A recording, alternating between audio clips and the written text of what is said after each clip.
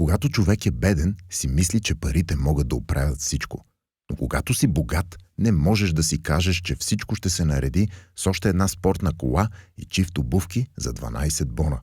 Когато си богат, нямаш вече никакво оправдание. Затова и всички милиардери са на антидепресанти. Те вече не са в състояние да накарат някого да мечтае дори и себе си.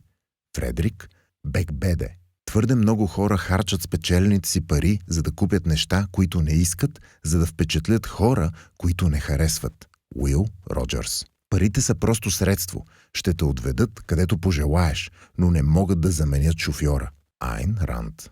В книгата 1000 плюс принципи и мъдрости, с които да промениш живота си, ще ти покажем доказани принципи и методи, които работят от поколения за успешните хора. Най-голямото богатство в човечеството не са парите, съкровищата и дворците. Най-скъпото наследство е мъдростта, която всеки един от нас оставя след себе си.